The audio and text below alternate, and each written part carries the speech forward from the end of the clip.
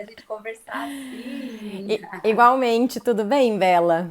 Tudo, e você bem-vinda de volta. Gente, eu tô muito chocada com a minha cara de cansada. Bela, eu também tô, não se preocupe, a gente vai falar bem de igual para igual mesmo hoje, até nesse aspecto. Né, tá super tranquilo. Enfim, boas-vindas, né? De volta. Bom, você sempre esteve aqui, né, Nathan, comigo. A A- gente sempre já. Diga. não, a gente se conheceu em janeiro de 2019, então tá fazendo 2 anos já. 2 anos, ai, que É. legal. Bom, eu tive o prazer de fazer um processo de mentoria com a Ana lá atrás. Então, eu acho muito lindo, assim, porque eu conheci a Pratique quando ela já existia, ela já estava, já era uma sementinha bem forte, e eu vejo amadurecer cada vez mais. Então, fico super, super feliz, finalmente, da gente poder ter essa conversa, porque, como eu já te disse, eu quero deixar claro aqui, eu admiro muito o teu trabalho e a maneira como você leva o teu trabalho, a maneira séria, profunda, o teu olhar analítico, enfim. Vocês vão ver tudo isso um pouco agora, mas eu quero que você se apresente na nativa, apresente um pouquinho da Pratique Consciente para a gente poder dar o tom dessa conversa. Tá, obrigada, Bela, pela já introdução. Então, para quem não me conhece, meu nome é Nativa, eu sou engenheira de produção e educadora em sustentabilidade na Pratique Consciente. Então, o que eu faço é trabalhar com as pessoas que olham para o lixo e que a partir daí querem ser parte da solução, não mais do problema. Então, eu auxilio as pessoas a implementarem a sustentabilidade de forma prática em suas vidas e ou em seus negócios. Então, todo mundo que quiser genuinamente levar essa vida mais consciente, com cada vez menos lixo, menos poluição, eu auxilio meu serviço é via palestras, aulas, mentorias, análises de projetos. Então, cada pessoa é uma pessoa, cada cenário é um cenário, e aí existe bastante desconstrução e bastante construção também, mas sempre trazendo para a prática. Porque por isso que é o nome Pratique, né? Eu acho que a gente já tá com bastante informação e às vezes, entre aspas, só falta a gente colocar em prática. E aí a gente começa a entender o que precisa para pôr em prática, né? E por aí vai. Legal. E é bacana você trazer isso da prática, né? O nome Pratique vir daí, porque é tudo que você faz e que você demonstra é de uma simplicidade, é de um jeito. Isso é tão bacana, porque as pessoas ficam fantasiando sustentabilidade, ficam fantasiando o consumo consciente, ainda como uma coisa cara ou muito trabalhosa, como se fosse um esforço além do normal que precisasse ser feito, né? E, enfim, e daí por isso eu gosto muito do nome Pratique Consciente, porque na verdade é um pouco de consciência. Às vezes é 5 minutos a mais do seu dia que você leva para separar alguma coisa para ir levar na feira ou para, enfim, poder fazer algumas compras. E isso já tem uma diferença muito grande no ecossistema todo, né? Então, isso eu acho muito legal da Pratique. Exato, e eu acho que é assim, tem coisa, né? Cada pessoa é uma pessoa, cada negócio é um negócio, mas tem coisa que custa mais pra gente fazer, custa mais tempo, custa talvez emocionalmente algum hábito que a gente, né, cresceu fazendo, talvez custe um pouco mais de dinheiro, mas tem coisa que é simples, que é fácil, que é de um dia pro outro, assim, que né, a gente entende e fala, "Não, a partir de amanhã já não pego mais sacola plástica em lugar nenhum. Ponto. E aí eu gosto de trazer bem para esse lugar mesmo, que é, tudo isso que a gente vive hoje, a gente construiu, né? O sistema político, o sistema econômico, não, ele não foi, não é um pó mágico que caiu na terra e as coisas são como elas são. É construção humana. Então, a gente também pode construir isso que eu entendo que às vezes seja difícil da gente imaginar, mas já temos muitas coisas acontecendo, né? Já temos vários exemplos acontecendo para a gente seguir. E é sempre esse ponto que eu trago. Olha, não é a sustentabilidade, ela permeia, né? Tudo que a gente vive. Então, não é um produto. É uma lente que a gente põe nos olhos e é como a gente enxerga e a partir disso, como a gente age. E ao mesmo tempo que, então, de início, vem essa coisa que você comentou que às vezes as pessoas pensam que é muito difícil. Por outro lado, também tem essa abordagem, né, que traz pra gente muita libertação. Muita.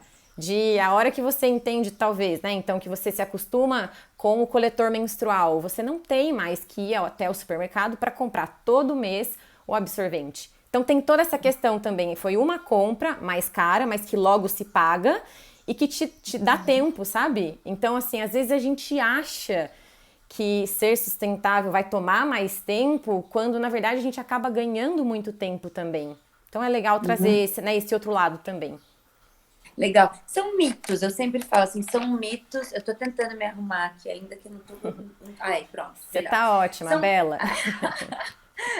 são mitos mesmo que existem em volta de todo esse assunto, né, Ná? E eu acho bem legal que, assim, depois que a gente vê algumas coisas, a gente não consegue desver, Sim. graças a Deus, né? Tem pessoas que até fecham os olhos para algumas coisas, mas está ali plantada a semente do incômodo depois que você vê algumas coisas, né? Então, é legal trazer todas essas ideias, essas práticas para ajudar justamente as pessoas que ficaram incomodadas, né? Enfim, a gente poderia continuar conversando sobre esse olhar para a sustentabilidade, para a consciência, o resto da nossa hora. Mas eu quero trazer um pouco, né, do motivo que nos fez finalmente fazer. Ó, até o Gabriel entrou aqui, que ele ajudou a contribuir para Ah, a nossa discussão. O motivo que nos fez marcar essa conversa de uma vez por todas, né? Que a gente ficava, vamos fazer, vamos fazer. uhum. A Ana, ela colocou no Instagram dela, faz uns 10 dias, né, Ana? Faz, Um mas quase, post, quase 2 semanas. quase 2 semanas. Um post de uma notícia que saiu na Época, ou na Isto É, não me É, lembro, o Tempo, o jornal, o mas era tempo. via Estadão e saiu em outros jornais também. Uhum. Que as vinícolas, né, que já estava começando a faltar garrafa e estava começando a faltar, na verdade, material de embalagem. A gente tem ouvido muito isso, não só das vinícolas, mas o caso aqui aconteceu com uma vinícola, e isso estava atrapalhando toda a questão da comercialização de vinhos e sucos, né? E eu tinha visto, inclusive, no Facebook da Terroir Catarina, que é uma empresa daqui de Floripa que vende Uhum. vinhos da Serra, que inclusive nessa notícia falava que as pequenas vinícolas estavam com uma produção grande de vinho pronta para engarrafar, e daí nas pequenas isso tem um impacto absurdo, porque, enfim, a produção tem um valor alto, tem outros impactos que as grandes não sentem de cara, né? Principalmente porque as pequenas dependem dessa grana entrando É. o tempo todo, não tem às vezes uma reserva financeira.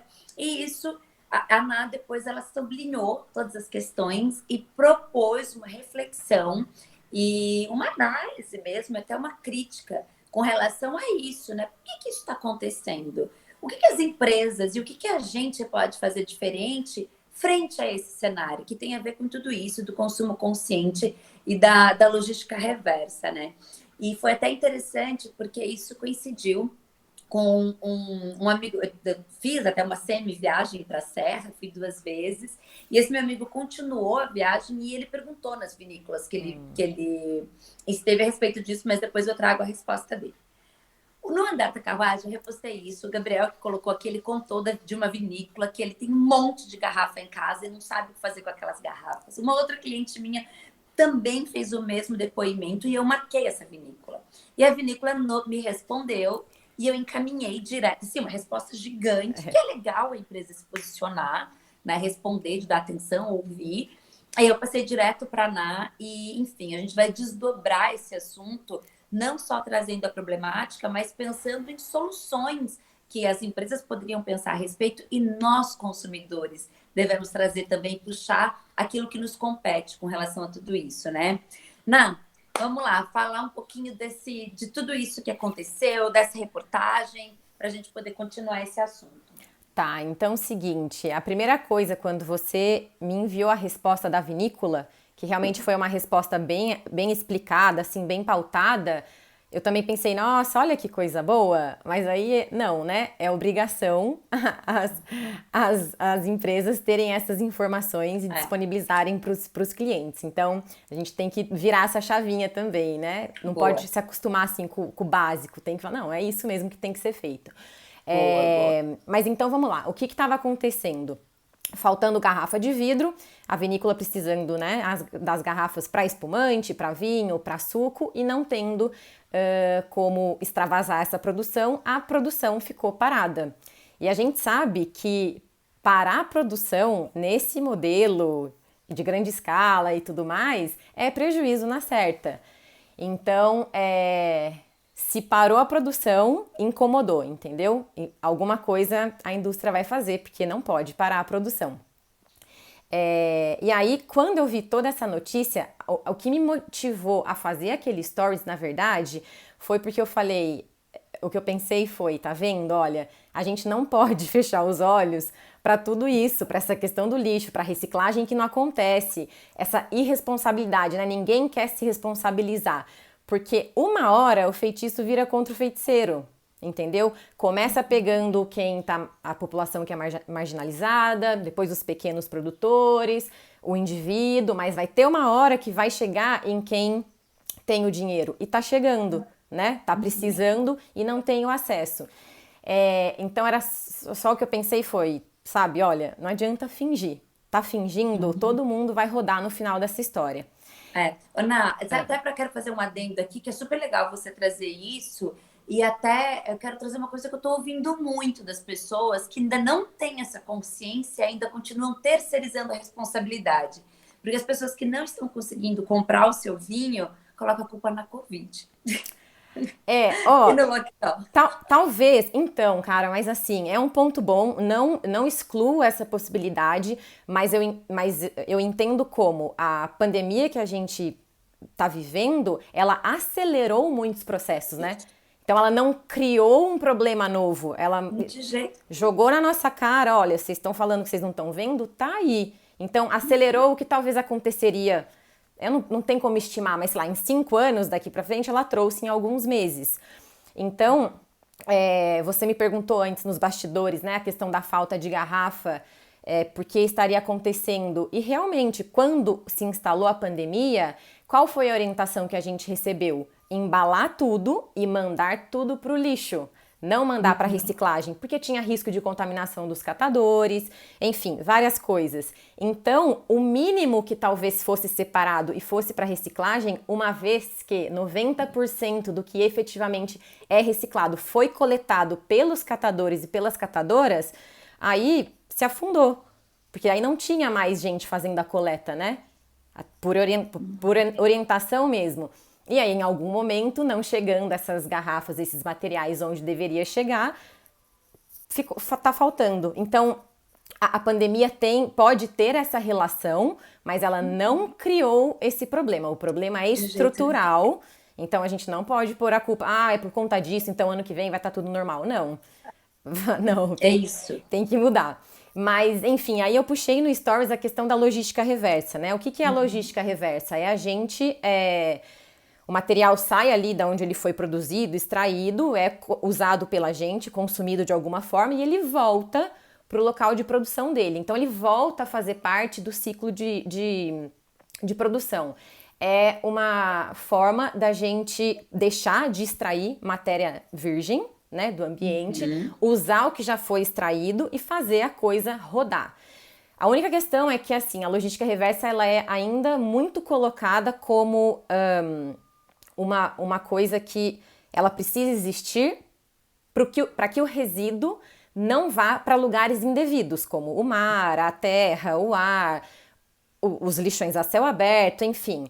Mas ela não garante que vá haver uma reciclagem ou o que seja. Porque em 2010, né, a Política Nacional dos Resíduos Sólidos colocou que é responsável pelos resíduos que estão aí no mundo.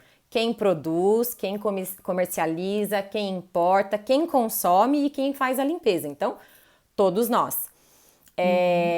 Mas então ela coloca assim, olha, você produz, você tem que abrir o caminho da volta. Você tem que receber isso de volta, né? E isso não acontece. Na maior parte das vezes não acontece. Então, tem o limite do que um indivíduo deve e pode fazer, que é, a partir do momento que eu consumir, eu separo, eu higienizo e eu faço o encaminhamento, eu dou condições para esse material voltar para a indústria, Mas o que está acontecendo é, a gente pode até dar condições, mas ele não chega, porque a indústria não está abrindo a porta para receber, né? Ela não precisa receber diretamente, pode ser, né, terceirizado, enfim, o que seja, mas o ciclo não está fechando, não está chegando, né? E por isso a gente está tendo os problemas que a gente está tendo agora. Então tá, a gente entendeu que a logística reversa, ela muitas vezes não acontece.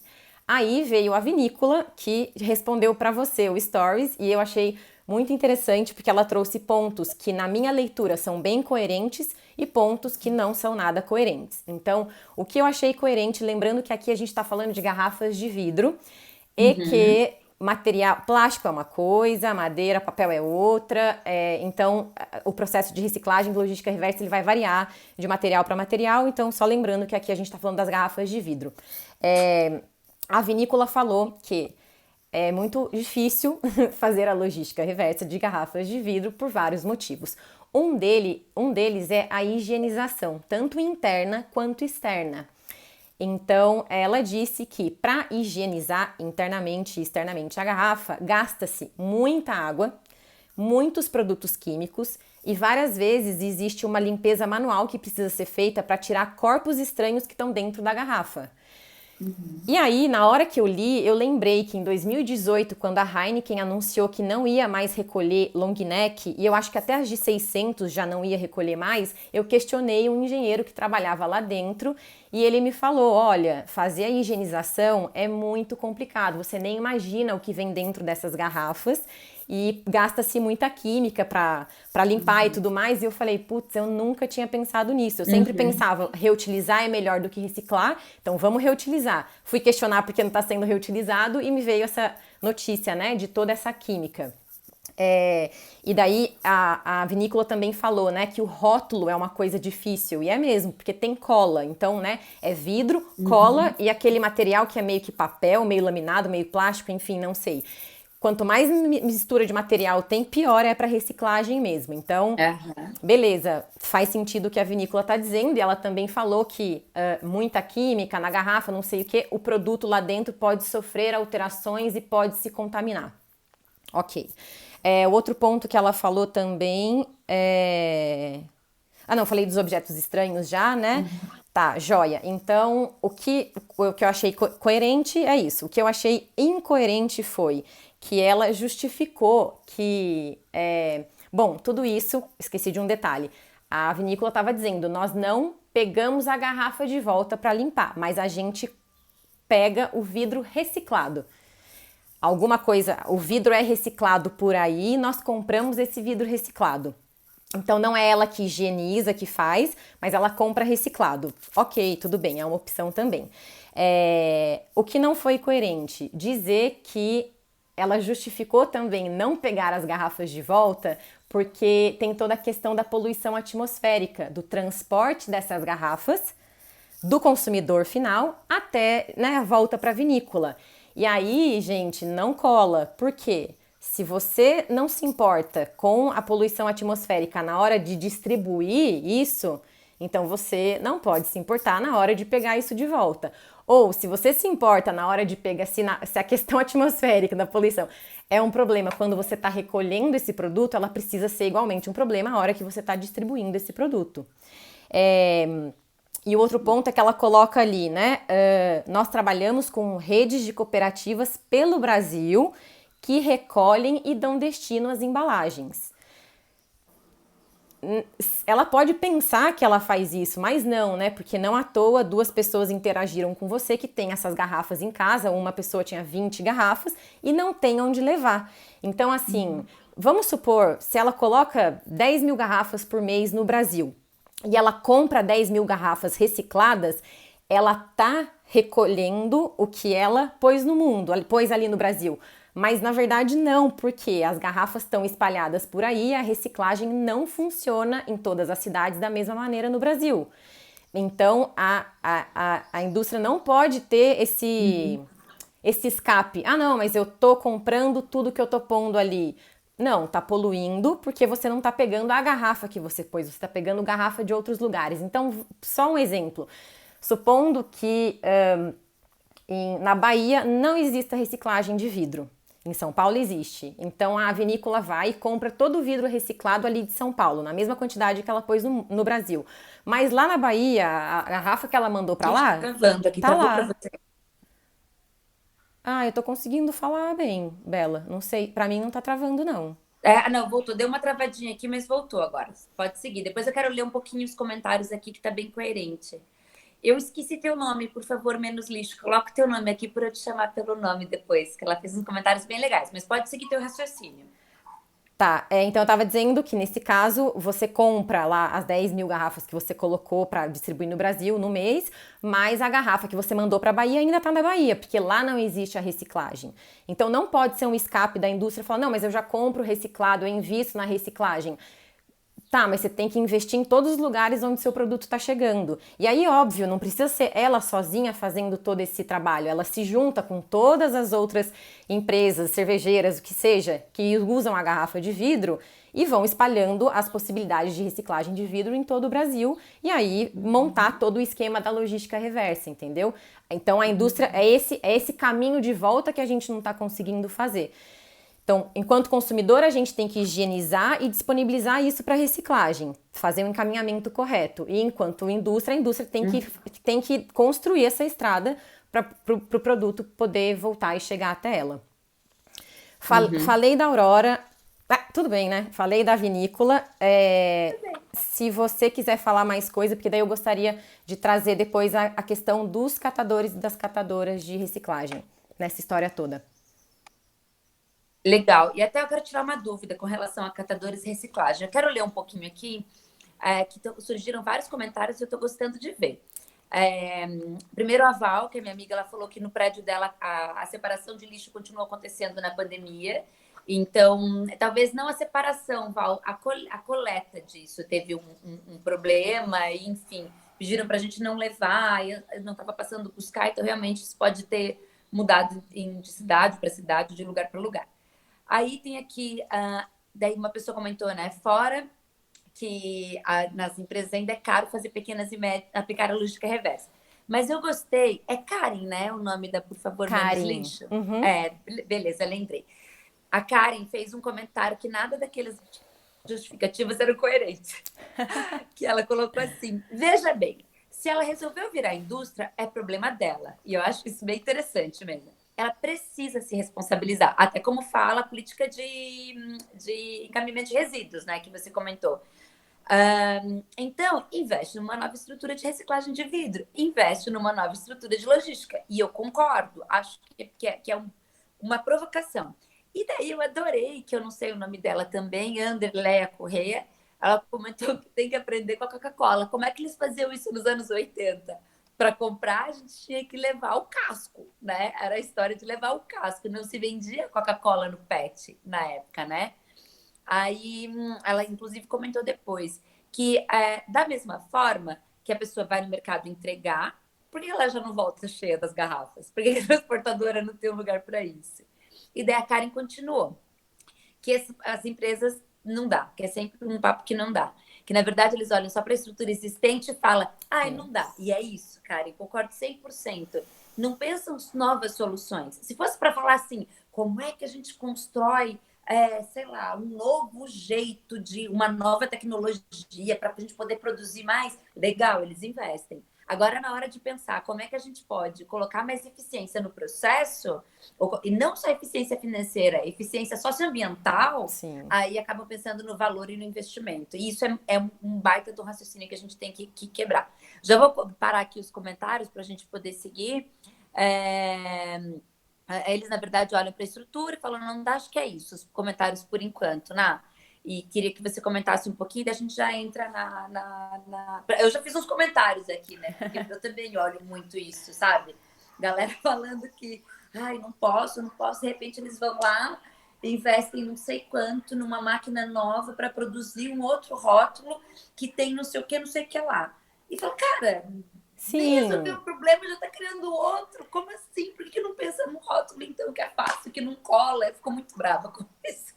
Exatamente. E também eu acho que tem toda uma questão de que, assim, quando o engenheiro que estava na Heineken me explicou essa questão da higienização, né, que era muito poluente, eu falei, nossa, não tem para onde a gente correr, né? Se, tipo, se limpar é poluente, se fazer, né, quebrar, reciclar é poluente também. Então a gente precisa rever esse sistema que a gente criou também, né? E Aham. entender que, porque a gente veio de um século aí que diz que a produção em massa faz bem para todo mundo, porque ela barateia o produto e dá acesso a mais gente, e por muito tempo isso fez sentido para mim. Até eu entender que isso só era barato e dava acesso a mais pessoas, porque não se considera custos e degradações ambientais, né? Isso. E outra coisa que foi a minha, não é um choque, né? Porque eu fui vendo isso aos poucos durante a graduação.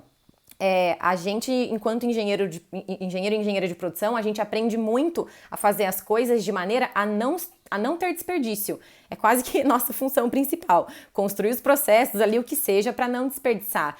E aí você pensa, fazer de forma artesanal, erra, quebra, não tem uma máquina, desperdiça mais. Mas não, gente. A produção em massa desperdiça muito. Então, se em algum momento mecanizar processo foi sinônimo de não ter desperdício, outra coisa que a gente precisa quebrar. Claro que para alguns processos funciona muito Sim. bem, mas para outros não. Então a gente só precisa tirar essa generalização, né, de entender, produção em massa, a máquina melhor. Não necessariamente. Porque quando você produz em massa, a hora que você erra também um processo ali, o erro é em massa, sabe? Então o desperdício é em massa também. E aí uma das soluções que eu vejo para tudo isso é justamente porque eu concordo com o que a Karen fala. Se você é uma indústria e você é grande, arque com as dores e as delícias de ser em uma indústria e ser grande. Não queira invadir o espaço da pequena, pegar o que tem de bom, né, na pequena e o que tem de ruim na grande e falar, mas aqui não dá para mudar. Não, dá sim. Então, descentralizar a produção e fazer um mix, né, mais diverso e inteligente da produção é uma solução para isso.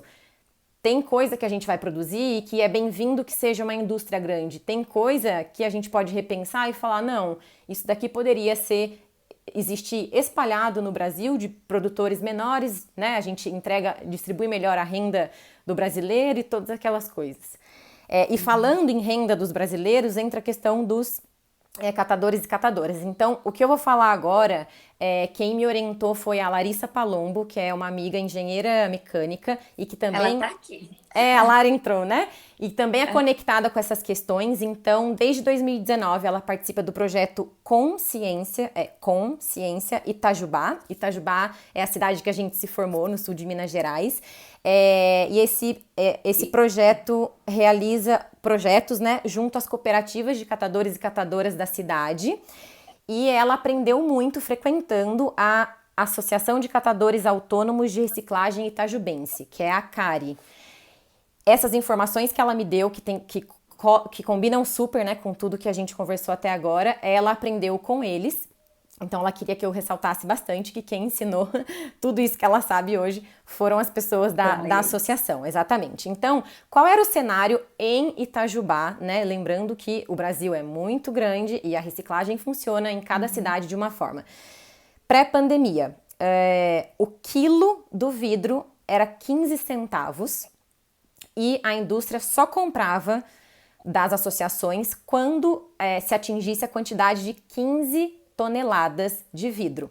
Então você pensa armazenar 15 toneladas de vidro a 15 centavos o quilo, que é R$ 2.250. Então tem problema para armazenar, o vidro é tudo manual, muita coisa manual, né? Então pode quebrar, machucar alguém. Os catadores e catadoras autônomas têm que carregar isso quando muito na sua carroça, é pesado, ocupa espaço. Se você deixa em algum espaço descoberto, pode juntar água, então temos todos esses problemas. Ok, isso pré-pandemia. Quando entrou a pandemia, adivinha o que aconteceu? Desvalorizou. Se é que pode desvalorizar mais do que já era desvalorizado.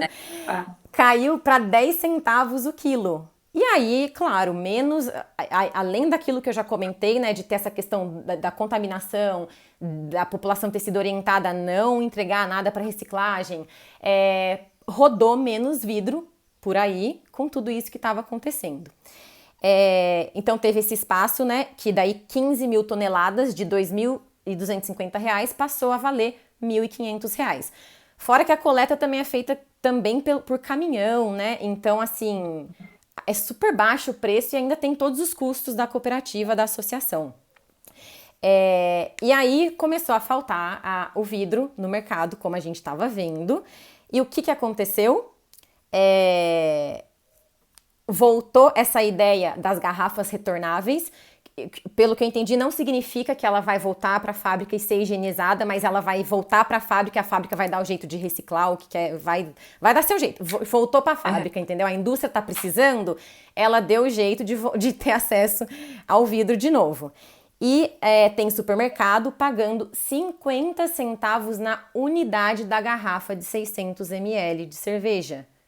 Cada garrafa tem 300 gramas, então 3 garrafas dá 1 quilo, ou seja, pré-pandemia, 15 centavos o quilo. Agora, juntando 3 garrafas que dá 1 quilo, é R$ 1,50 o quilo. Então, a hora que a indústria sente, ela consegue o material de volta num preço 10 vezes mais caro do que ela estava pagando. E quem ficou de fora dessa equação? Os catadores e as catadoras. Porque agora, qualquer um que volta com a sua garrafa, leva, exatamente.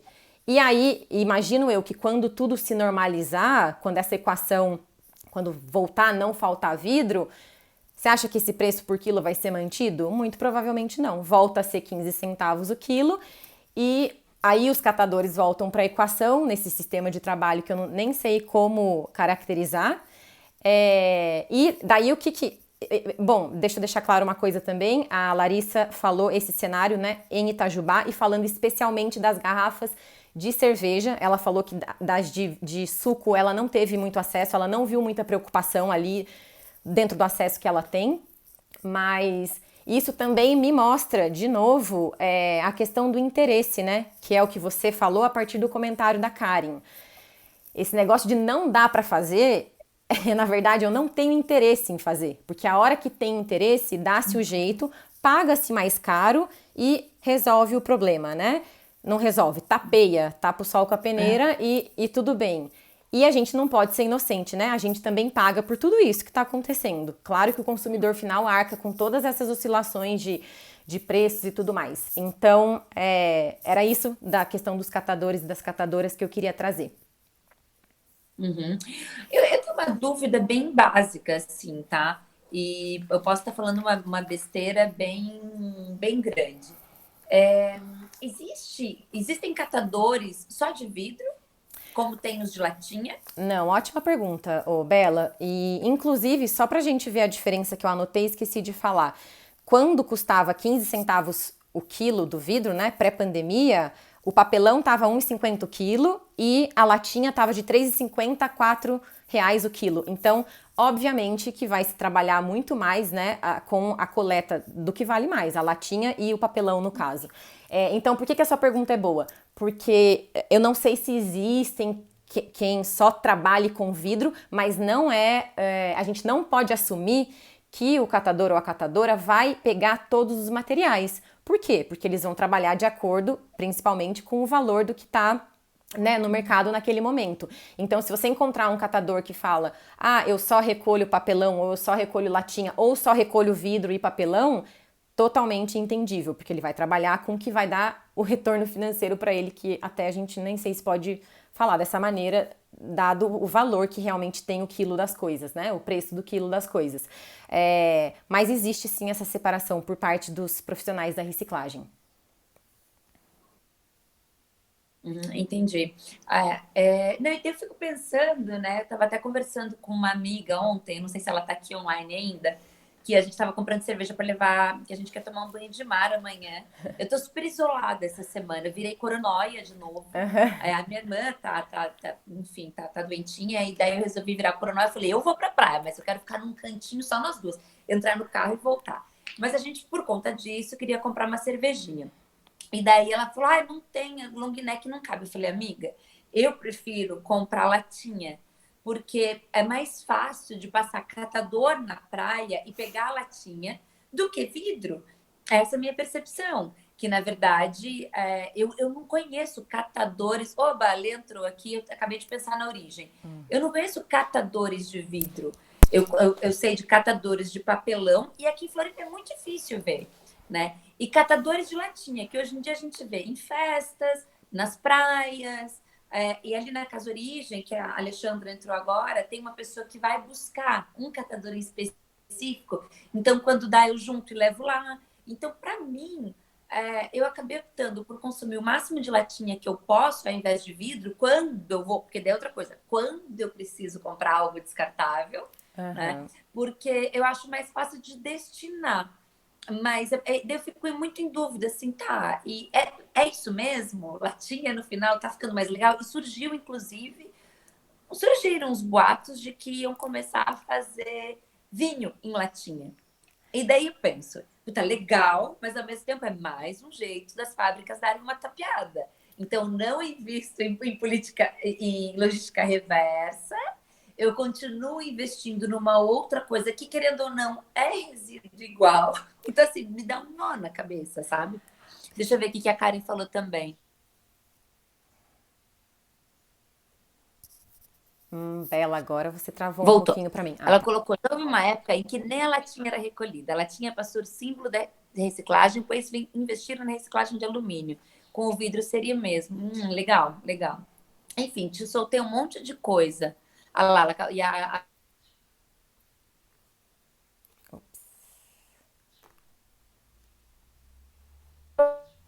como é que bate? Bela, você leu o comentário da Karen, eu escutei, e aí você falou, daí e travou. Eu acho que você leu mais um e daí eu não vi nada. Não, que a Alessandra ela comentou que, inclusive, na Casa Origem elas fazem isso mesmo, aquilo que eu tinha comentado dela, colocou aqui. O bom é que a gente não pretende parar de tomar vinho. Então, mas o que a Karen acabou respondendo, a lógica é a mesma. Existe procura na latinha, porque é algo que está sendo reciclado, existe a reciclagem no Brasil. Também é importante lembrar que não começou a reciclagem por uma questão de consciência de mundo, né? Foi por interesse também da indústria. E é isso, tudo bem, todo mundo tem interesse, mas tem que ser coerente com o que está propondo fazer no mundo, né? Então, a questão do vidro eu entendo como a mesma coisa também. Se tem gente comprando, vai rodar esse material. E agora, claro, né? Assim, a gente precisa lembrar que tem um mercado informal que sustenta tudo isso. E uma das coisas que eu entendo como obrigação da indústria, política pública, é formalizar todo esse mercado, porque as latinhas estão sendo recicladas, mas a que custo também, né? A custo de muitas pessoas que não são assalariadas, que não têm seguro de saúde, que não têm 13º, que não têm férias, que trabalham em qualquer condição adversa, né? Chuva, sol, enfim, todas essas coisas. Então, assim, ainda que a latinha seja um ótimo exemplo, si pero no mucho, sabe? Porque tá faltando coisa nessa equação. Uhum. Até a Karen comentou que a latinha não é tão saudável assim, né? Ela tem uma camada interna de BPA, que no descarte realmente é melhor, mas que o vidro é mais saudável. E daí a Larissa, que é a Larissa Palombo. Aí eu tenho Isso. uma amigona que é a Larissa Colombo. Quase. Foi a Lara que me explicou toda essa questão lá de Itajubá. É ela mesmo. Legal.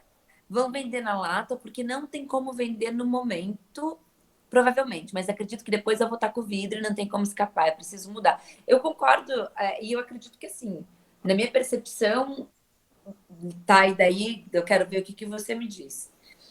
Empresas investindo sim numa logística reversa e sim em processos produtivos e processos logísticos que deem conta disso.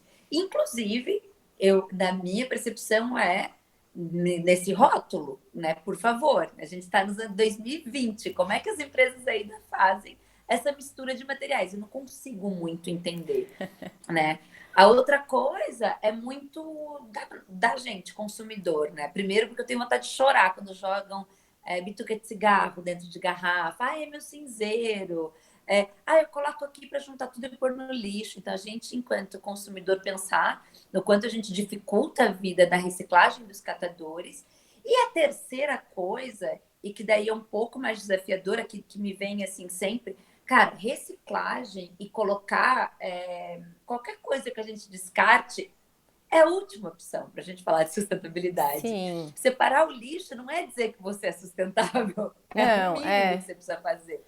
Né? Quanto menos você tiver que descartar, melhor. Mas a gente acaba entrando em outras coisas. Deixa eu ver o que mais a Karen falou aqui. Não podemos romantizar os trabalhos dos catadores, eles existem por conta de uma falha de desigualdade no sistema social. Uhum. E que mais aqui? E o vidro seria ótimo se a reciclagem dele fosse viável. É isso, né, que a gente estava falando agora. Isso, e também assim, os comentários estão ótimos, né? Muita gente Então, engajada aqui uma galera falando. de peso aqui, eu tô amando. Exato, de peso. Amando.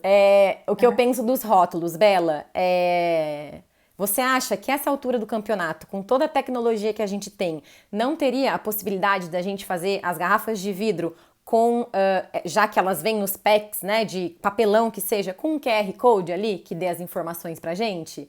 Mas assim, vamos lembrar, né? E o marketing? O que a gente compra? A gente compra a cor? Como que a gente chega naquele produto? Então, essa conversa do material, de usar o plástico reciclado para embalar as coisas, não sei o quê, porque daí o plástico fica misturado e daí ele fica acinzentado. Tem muito essa discussão, mas vai ser pouco atraente para o consumidor final. E aí vem o nosso papel também da consciência, né? O que eu quero comprar? É a cerveja X porque eu gosto, porque eu tô alinhada com a essência da empresa e não sei o que, eu vou comprar, venha ela com ou sem rótulo. Assim, com ou sem rótulo físico, né? O rótulo tem que existir porque as informações têm que estar ali mesmo. Mas, ou não, ou assim, você precisa, né, entrar. Imagina você entrar num supermercado que vai ser tudo marronzinho, pensando nas garrafas de cerveja. Então, assim, o que você vai comprar, né? Como é que você vai levar? Tem esse aspecto também, tem que ver que o buraco é bem mais embaixo, assim. Nossa, bastante. E né, eu tava lembrando que ontem eu vi uma blogueira que ela lançou uma marca de vinho, né? E ela tava exaltando o rótulo do vinho dela. Falando assim, a gente quis fazer um rótulo bem diferente, que chamasse bastante atenção, tipo, falando na nossa cara, ó. Sim. Mas, posso te falar? É um exercício que pra mim também me custa. É que eu tô disposta a fazer, sabe? Mas é claro, eu vejo até das coisas que eu quero, que eu compro conscientemente, é bonito você ver um rótulo, uma embalagem bonita, colorida. Mas eu já entendo que não é necessário. Né? Mas não significa que seja fácil também a gente desapegar, mas tem que desapegar, ponto, sabe? Tem que trabalhar, porque a mudança é estrutural, né? Então, é justamente desconstruir muita coisa a nível pessoal e aí estrutural também. Eu acho que quando a gente entende na gente, fica um pouco mais fácil de entender o externo. Pelo menos pra mim funciona assim. Eu sei que tem gente que é o contrário, que primeiro entende bem o externo, depois aplica. Então tem os dois caminhos, né? Mas do meu é mais de dentro pra fora que funciona mesmo. E aqui daí tem. Até a Karen falou da Heineken. Gente, eu amo uma Heineken de long neck, de verdade. Para mim tem outro, não sei, mas eu tô fazendo o quê? Tô usando, tô me forçando a substituir, porque na minha cabeça acabou ficando mais fácil, inclusive, de poder destinar e saber que vai um carinha lá buscar aqui para que. Ai, meu Deus, minha bateria ficou fraca aqui. Por mais que eu saiba que não é a solução. E daí a Lê trouxe aqui a questão do marketing, né? A Alexandra, para quem não conhece, ela é uma das sócias da Casa Origem, que é o primeiro restaurante lixo zero do Brasil. E ela está falando que até para o marketing, com relação às embalagens, eles têm que estar o tempo todo ressaltando porque que a embalagem é daquele jeito. O ovo de Páscoa, por exemplo, ela colocou aqui, a gente usa como marketing, você não vê o seu ovo, mas o planeta não vê o seu lixo, o plástico, né? Então é uma caixinha fechada com os ovos ali dentro, né? Exato. Então, eu sempre falo, a origem pra mim é um exemplo, né, concreto da mudança, da transição. Tipo, gente, esse é o caminho, não é utópico, já está acontecendo, a Casa Origem é um exemplo. Eu amei quando eu vi o exemplo do ovo de Páscoa, porque eu lembro quando eu vi, né, originalmente, na época mesmo. Porque é isso. Então, assim, se eu tenho que mudar para também a indústria mudar. A indústria tem que mudar para também eu mudar. As coisas têm que acontecer simultaneamente. A indústria não pode esperar todas as pessoas do planeta terem um salto quântico de consciência e exigir as coisas. E a gente também não pode ficar esperando a bondade. Não é nem bondade, não sei nem o que falar quando a indústria Boa é grande. vontade, sei lá. Ou ética, Senso. né? Bom, ética, caráter de fazer as coisas direito, né? Porque como você trabalha com questão de novas economias e tudo mais, eu fiquei pensando que uma coisa importante, eu acabei não anotando aqui no roteiro, mas uma coisa que é legal de trazer é da gente que vem da engenharia de produção e tudo mais, estuda isso, modelos de gestão, né? O que a gente considera um modelo de sucesso? Ah, porque chega no mundo todo, ou no Brasil todo, nanana. Gente, precisamos rever isso também, porque não é porque tá chegando no povo ribeirinho da floresta amazônica que isso é sucesso, porque depois ninguém tá indo buscar resíduo nenhum lá. E tá ficando lá, entendeu? Então é fácil ganhar dinheiro e fazer sucesso quando você não cumpre todos os checks assim que você tem que fazer. E acho que travou um pouquinho. Travou aí, Belo? Você tá me ouvindo? Travou aqui. Voltou, voltou. Então é fácil, né, você ter sucesso quando você não está cumprindo todos os seus deveres. E de novo, por isso que eu volto na Casa Origem, que para mim é um grande exemplo de que a cada momento, né, tenta dar os checks mesmo em todas as vertentes, assim, que é um trabalho que me parece bem árduo, mas é possível, né? Tem um trabalho muito de educação daí para nós e para a cadeia toda, né? Sim. Trabalhar com novas economias relacionadas a negócios, falar de sustentabilidade, é, tem a ver com cuidar do fornecedor que você compra sua matéria-prima, educar o seu fornecedor, educar o seu cliente, educar os seus colaboradores internamente. É uma rede gigante, mas é um trabalho de educação, que não adianta. A gente escuta essas histórias e adquiriu esses péssimos hábitos por muito tempo, né? A gente cresceu ouvindo essa história e foi o tempo todo estimulado por mídia, sociedade, família. Então, nós que temos esse tipo de informação, nós que temos esse tipo de privilégio mesmo de poder estar aqui falando, focar nessa questão da educação mesmo, da conversa, da informação. É árduo, mas é assim que faz. Eu super entendo os movimentos que são, até a Jo e a Lê da Casa Origem falam que são mais radicais com relação a tudo isso, até a Karen, e eu acho super importante. O trabalho que eu faço, ele é um pouco trazer quem não faz nada para esse caminho do despertar. Eu falo que é o povo que está com o olho aberto, com o olho fechado, para que eles consigam pelo menos falar, então tá, não vamos desvalidar isso, mas vamos fazer isso. Então, é um trabalho de muitas frentes que a gente tem que fazer, né? Dar a mão para quem não faz nada, validar quem está fazendo um pouquinho, vira a galera que já faz tudo diferente, então é bem legal. Deixa eu ver o que elas falaram aqui. Tem uma live no meu GTV explicando como se tornar um bilionário. É só você extrair, não pagar por nada, poluir, e é isso. E daí, com relação a isso, quando você fala de novas economias de sucesso, uma das primeiras coisas, a gente chegou a falar sobre isso, eu acho que no seu processo, né? O que é sucesso para o seu negócio? Qual que é a sua métrica de sucesso? Porque trabalhar com propósito, a gente tem que ter isso muito forte dentro da gente, porque é o tempo todo sabendo que a gente não vai ganhar tanto dinheiro quanto, mas que a gente tem que levar o dinheiro em consideração, que a gente tem que colocar o nosso propósito acima das nossas coisas. Daí a gente apanha um pouquinho, mas o que é sucesso para você? É dormir tranquilo, é poder colaborar para esse mundo que a gente acredita, enfim, aí é legal isso de métrica de sucesso e o que é riqueza para cada um, né? Sim, exatamente. E rever mesmo os conceitos que nos foram ensinados até agora, sabe? Especialmente de gestão, gente. Especialmente de gestão. Eu fico pé da vida quando eu vejo e falo, meu Deus, mas isso tá errado. Não tá fechando o ciclo, tá, né?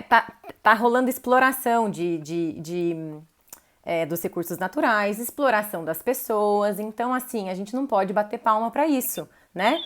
E eu acho Ai, que meu Deus, começou a música aqui, peraí. Emicida começou a cantar de novo, desculpa. E eu acho que uma coisa importante para se trazer pensando no seu público, né? Que na verdade não é tão diferente do da Pratique no sentido de estar aberto para aprender e quer, né, se melhorar, enfim. uma coisa que eu penso muito que são os paradigmas da escassez e da abundância, né? Então a gente cresceu nos últimos anos, séculos, enfim, em cima do paradigma da escassez, né, que é o quê? Parte do princípio de que não tem para todo mundo. E para eu ter, alguém vai ficar sem. E aí gera medo, aí gera concorrência, a competição, né? E aí a gente precisa migrar para o da abundância, que parte do princípio de que tem para todo mundo. E a hora que a gente sabe que tem para todo mundo, a gente colabora para tudo acontecer. É um super shift, assim, que vai para todos os lados, assim, da nossa vida. Mas é só no sentido de que às vezes eu vejo umas discussões de pessoas que trabalham nesses grandes lugares, não sei o quê, e a pessoa tá lá e xingando e falando, porque essas coisas, porque não traz solução, porque não adianta brigar. E às vezes eu penso, talvez essa pessoa não consiga mesmo visualizar o trabalho que a Casa Origem faz, por exemplo. Só falta ele conseguir ver que aquilo é possível. Que a hora que ele vê que é possível, ele migra também para esse pensamento, sabe? Mas acho que é uma boa coisa para quem não conhece esses dois paradigmas, assim, olhar e aprender com isso, porque eu acho que dá um salto também na nossa vida, sabe? Da gente se libertar de várias coisas e poder, assim, se melhorar. E a outra coisa é que trazendo o que eu diria que é o consumo consciente para essa questão da logística reversa, que você, Bela, todo mundo pode pensar. Essa indústria que eu financio faz a logística reversa? E ela faz do jeito correto, que é empregando a cadeia toda? Ou ela está fazendo a custo de catadores e catadoras que estão trabalhando de qualquer jeito, ganhando nada, né? E, enfim, eu acho que não precisa explicar as condições que eles trabalham. E aí, cobrar. Nossa, mas eu amo o produto tal. Pô, a empresa não está fazendo nada direito. Oi, empresa, tudo bem? Olha, eu sou sua consumidora. E aí, qual é o seu plano para fazer a coisa funcionar do jeito que tem que ser? E aí, gente, já olha quem tá fazendo. E geralmente são os pequenos, né? Como eu sempre falo. Pequeno já tem um monte de opção. Se você quer mudar o grande, que também precisa, se eles forem existir, precisa mudar, cai em cima dos grandes também.